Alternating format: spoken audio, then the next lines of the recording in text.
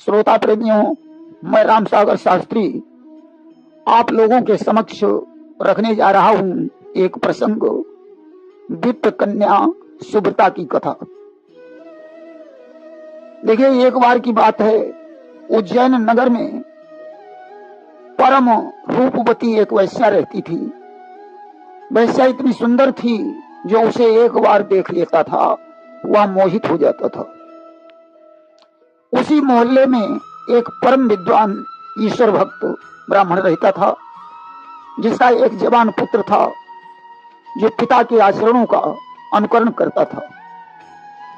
ब्राह्मण ने अपने पुत्र का विवाह एक विदुषी सुशील ब्राह्मण कन्या के साथ कर दिया, जो सास ससुर और पति की सेवा किया करती थी।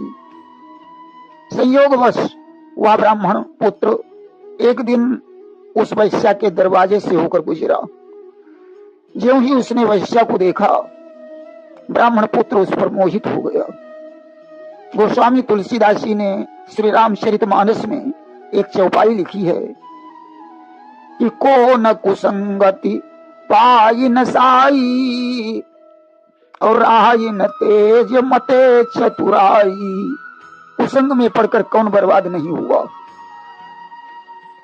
कुसंग से तेज और बुद्धि का विनाश हो जाता है। आज तो ब्राह्मण पुत्र को उस वैश्या से इतना लगाव हो गया कि उसने घर परिवार और स्त्री को छोड़ दिया। ब्राह्मण ने अपने पुत्र को बहुत समझाया, परंतु उसने वैश्या का साथ नहीं छोड़ा। एक दिन की बात है, उस वैश्या के घर पर एक कामी शूद्र पुरुष आ गया। ब्राह्मण पुत्र ने कहा, इस वैश्या पर मेरा अधिकार है, इसलिए तुम यहां से वापस चले जाओ। आज तो उन दोनों में झगड़ा होने लगा। शूद्र पुरुष बलवान था, उसने ब्राह्मण पुत्र को मार डाला। अब तो उसके मृत्यु की चर्चा मोहल्ले में फैल गई। शूद्र पुरुष तो वहां से भाग गया। वैश्या के दरवाजे पर ब्राह्मण पुत्र की लाश पड़ी हुई है। ज्यों ही उसकी माता को पता चला कि मेरा पुत्र वैश्या के चक्कर में मार डाला गया, वह विलाप करने लगी। पिता ने सुना पुत्र संसार से अलविदा हो गया है, वह दुख में डूब गया। पत्नी को मालूम हुआ हमारे पतिदेव की हत्या हो गई है, वह पछाड़े खा खा कर रोने लगी। अब तो सारे घर में हाहाकार मच गया कि कैसी बेंदी कैसा सिंदूर, श्रृंगार कहाँ का साज कहाँ, पतिदेव के जब प्राणों पर हो तो फिर अबला को लाज कहाँ। पत्नी आज श्रृंगार विहीन हो गई। देखो, पत्नी को पति भले ही न चाहता हो, परंतु उसे सुहागन कहलाने का अधिकार तो प्राप्त है। संसार में विधवा होने से बड़ा कोई दुख ही नहीं है। इस संसार किसी भी नारी को दिखलाए न दिन ये शापे का, सारे दुखों से बढ़कर है दुनिया में दुख ऋणापे का। आज उसने लाज शर्म का परित्याग कर दिया, अपने सास ससुर को साथ में लिया और वैश्या के दरवाजे पर पहुंची। आज पुत्र की लाश देखकर माता पछाड़ खाकर गिर पड़ी। उसने वैश्या से कहा, दुष्टा, तेरे कारण मेरे पुत्र की मृत्यु हुई है, इसलिए मैं तुझे श्राप देती हूं कि पुत्र विछोह करायऊ मोही, मात्र ही न हो वही दुख तो ही। जैसे तूने मुझे पुत्रहीन बना दिया है, वैसे ही तू भी माता से हीन हो जाएगी। पिता का हृदय तो क्रोध से जल ही रहा था। उन्होंने कहा, हे वैश्या, या तो पुत्र की माता का श्राप था, अब मैं तुझे श्राप दे रहा हूं कि पिता तासु ऐसो कहो, युवा अवस्था माही, पिता तोर मर जाई है जहां ही तू को नाही। जैसे मैं जवान पुत्र के वियोग में तड़प रहा हूं, उसी प्रकार तेरी युवावस्था में तेरे पिता की मृत्यु हो जाएगी। जब तक पत्नी तब तक क्या हुआ कि पत्नी आगे बढ़ी। उसने कहा, अरे वैश्या, तूने तो मेरा श्रृंगार ही उजाड़ दिया, आज तो मैं तुझे श्राप देती हूँ। कहे भार्या पति बिना मोहि कियो तय जैसो, रहु कुंवारी नाह बिनो सहु कष्ट तुम तैसो। जैसे तूने मुझे पति विहीन बना दिया, वैसे तू सारी जिंदगी कुंवारी रहेगी, तेरा विवाह ही नहीं हो पाएगा। श्राप देकर तीनों लोग मृतक को उठा लाए, उसका अंतिम संस्कार कर दिया। एक दिन की बात है, उस वैश्या के दरवाजे पर एक प्रभुभक्त ब्राह्मण संत आ गया, जो बड़ा परोपकारी था, पराई स्त्री को माता के समान समझता था। ब्राह्मण संत समझ नहीं पाया ये वैश्या का दरवाजा है। रात्रि का समय था। संत ने उसके दरवाजे पर आसन लगाया और भगवान का भजन करने लगा। रात्रि काल में कोतवाल पहरा देते थे। उन्होंने ब्राह्मण को वैश्या के दरवाजे पर मौन बैठे हुए देखा। डांट कर कहा, तू इतनी रात को यहाँ बैठा क्या कर रहा है? संत तो भगवान के ध्यान में मस्त था। उसने कोतवाल की बात पर कोई ध्यान नहीं दिया। कोतवाल ने सिपाहियों को आदेश दिया, इसे बांधकर कारागार में ले चलो। 2-4 बेंत मारे, संत को बांध कर ले जाने लगे। अब तो दरवाजे पर शोरगुल होने लगा। शोर सुनकर वैश्या जाग उठी।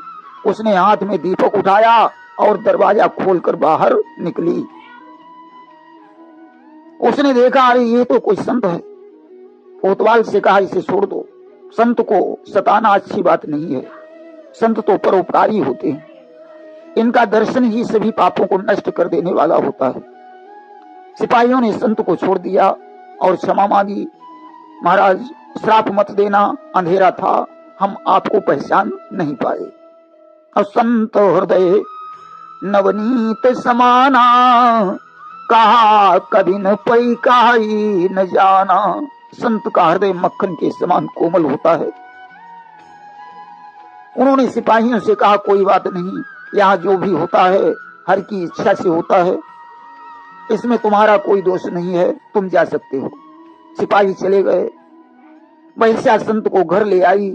उसने उनके चरणों को धोया और कहने लगी कि पापचारिणी मैं अस नारी, अजय भव तरहूं सुकाऊ बिचारी। हे महात्मन, मैं जिंदगी भर पाप करती रही, अब मुझे कोई ऐसा उपाय बताओ जिससे मैं भवसागर से पार हो जाऊं। संत ने कहा, देवी, भगवान के नाम में बहुत बड़ी ताकत है। जिनके नाम मात्र से जीव भवसागर से पार हो जाते हैं। इसलिए काम, क्रोध, मद, लोभ, मोह का परित्याग करके तुम संतों की सेवा करो और भगवान का गुणानुवाद करो, तुम्हारा उद्धार हो जाएगा। ऐसा कहकर महात्मा जी वहां से चले गए। अब तो वैश्या ने वैराग्य ले लिया। घरबार छोड़कर वह साधु सत्संग करने लगी, भगवान का भजन करने लगी। धीरे धीरे वह समय आ गया जब वैश्या का शरीर छूट गया। और जाकर नाम मरत मुख आवा, अधमहु मुक्त होई श्रुति गावा। आज उस वैश्या की इतनी पुण्य के कारण गूढ़निधि ब्राह्मण के घर में जन्म हो गया। गूढ़निधि बड़ा विद्वान ब्राह्मण था। पुत्री के जन्म होने पर उसे बड़ी प्रसन्नता हुई। गूढ़निधि ने अपनी पुत्री का नाम सुब्रता रख दिया।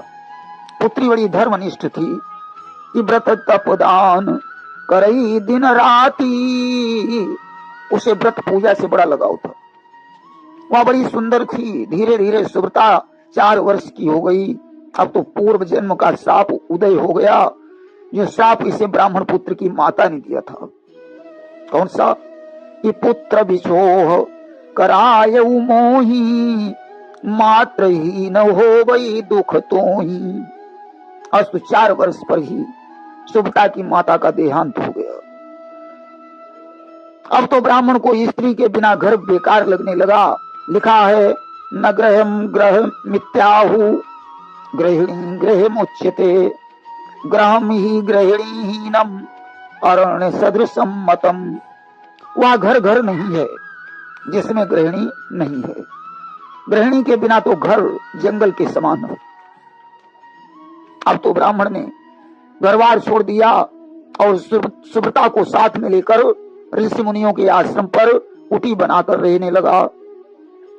धीरे धीरे सुव्रता विवाह के योग्य हो गई। ब्राह्मण को उसके विवाह की चिंता सताने लगी। ब्राह्मण कन्या के विवाह के बारे में सोच ही रहा था, तब तक पूर्व जन्म का श्राप फलीभूत होने लगा, जो श्राप इसे ब्राह्मण पुत्र के पिता ने दिया था। कौन सा? कि पिता तासु ऐसो कहेउ युवा अवस्था माही, पिता तोर मरी जाई है जहाँ हितू को नाही। अस्तु श्राप के कारण युवावस्था में ही इसके पिता की मृत्यु हो गई। अब भला सुव्रता को का विवाह कैसे हो सकता था? क्योंकि पूर्व जन्म में ब्राह्मण पुत्र की पत्नी ने भी इसे श्राप दिया था कि कहे भार्या प्रति बिना मोहि कियो तै जैसो, राहु कुमारी नाह बिनो साहु कष्ट तुम तैसो। फिर भला इस श्राप के कारण विवाह कैसे हो सकता था? अब तो सुव्रता पछाड़े खा खा कर विलाप करने लगी। हे पिता, तुम मुझे छोड़कर कहां चले गए? तुम्हारे बिना इस संसार में मेरा कोई नहीं है। हे परमात्मा, ऐसा मैंने कौन सा कुकर्म किया है जिसकी सजा मुझे मिल रही है? अब जीना नहीं चाहती हूँ, जल में डूबकर अपना प्राणांत कर लूंगी। आज सुव्रता का रुदन सुनकर ऋषि पत्नियां दौड़ दौड़ कर आने लगी। उन्होंने समझाया, बेटी, संसार में कोई अमर नहीं है, सभी को एक दिन मरना है, इसलिए तुम धैर्य धारण करो। परंतु सुव्रता ने रोना बंद नहीं किया। उसके करुणा क्रंदन से धर्मराज का सिंहासन हिल उठा। धर्मराज ने ब्राह्मण का वेश बनाया और सुव्रता के पास पहुंचे और उन्होंने कहा, बेटी, यह सब तेरे कर्मों का फल है। बिना कर्म के प्रभाव से यहाँ कुछ भी नहीं होता। कि कर्म प्रधान विश्व रचि राखा, और जो जस करई सो तस फल चाखा। संसार में कर्म प्रधान है।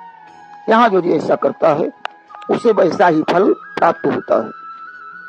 कि जो पातक कायाते होई, अब बिन भुगते छूटे नहीं कोई। इस शरीर से जो भी पाप होता है वह भोगना पड़ता है। पूर्व जन्म में वैश्या होने के कारण तूने अनेकों पाप किए। ब्राह्मण पुत्र की हत्या तेरे कारण हुई।